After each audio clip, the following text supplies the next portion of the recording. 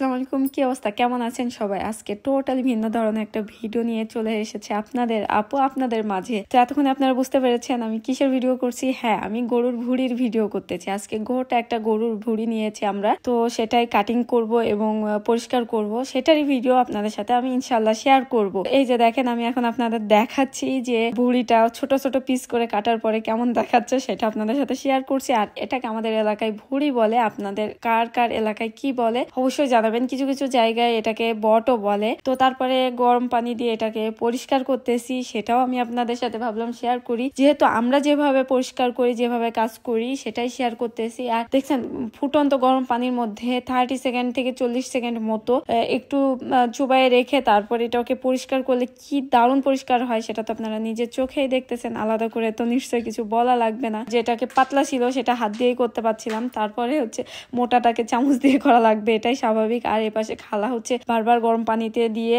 আমাদের দিচ্ছিল, যেহেতু আমরা অনেকগুলো মানুষ একসঙ্গে কাজ করছিলাম। খালা শুধু গরম পানিতে দিচ্ছিল আর আমাদের তুলে তুলে দিচ্ছিল, যেটা আমরা তাড়াহুড়া করে পরিষ্কার করছিলাম, কারণ একটা গোটা ভুঁড়ি পরিষ্কার করা অনেক ডিফিকাল্ট, তাড়াহুড়া করে না করলে হবেই না। তারপরে আমি আপনাদের দেখাচ্ছি যে আমাদের পরিষ্কার করার পরে যে লুকটা হচ্ছে সেটা। এখনো কত পরিমাণ যে কাজ আছে, জাস্ট আমরা যখন করেছি আমরাই জানি যে কত পরিমাণ খাটতে হয়েছিল ওই সময় আমাদের। আর এই তো দেখেন, ওই পরিষ্কার করার পরে আমরা ঠান্ডা পানি দিয়ে অনেক অনেক ধুয়ে নিচ্ছিলাম, পুরো মোটর চালাই দিয়ে ধুচ্ছি, কারণ ওইভাবে না ধুলে না ওইটাকে খাওয়া যাবে না, কারণ অনেক অনেক নোংরা থাকে। যারা পরিষ্কার করছে ভুঁড়ি বা করেন তারা জানেন যে এটার পিছনে আসলে কতটা খাটতে হয়। আমরা ওই দিন প্রায় 6টা থেকে 1টা 2টা পর্যন্ত শুধুমাত্র পরিষ্কার করার কাজই করছিলাম। আর একটা ভুঁড়ি তো শুধু পরিষ্কার করলেই হয় না, তারপরে অনেকগুলো কাজ থাকে। দেখেন, পরিষ্কার করছিলাম আর আপনাদের দেখাচ্ছিলাম কি সুন্দরভাবে পরিষ্কার হয়েছে। এই কতবার যে পরিষ্কার করা লাগবে এই জিনিস, তার কোনো হিসাব নেই। যতক্ষণ পরিষ্কার না হবে ততক্ষণ করতে হবে।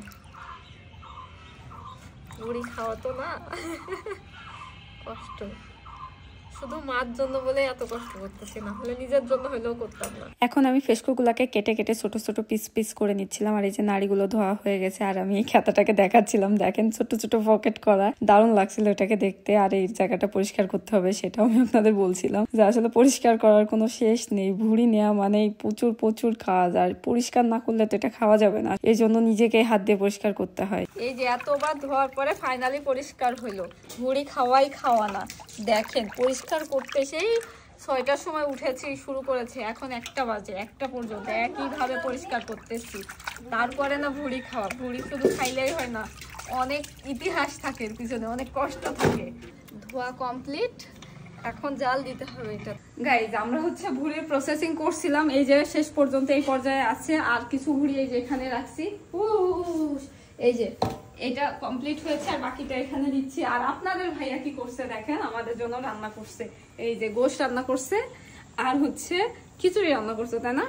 মাসকালার ডাউলের খিচুড়ি রান্না করছে। এই যে এত খাটনির পরে একটু শান্তি করে খেতে পারবো, এটাই আলহামদুলিল্লাহ। আমার বর না হলে তো সম্ভব ছিল না আসলে। আজকে আমার এই ভিডিওটা কার কাছে কেমন লেগেছে অবশ্যই কমেন্ট করে জানাবেন। ভালো লাগলে লাইক এবং শেয়ার করে দিতে ভুলবেন না। আজকের মতো বিদায় নিচ্ছি, ভালো থাকবেন সবাই, আল্লাহ হাফেজ, বাই বাই।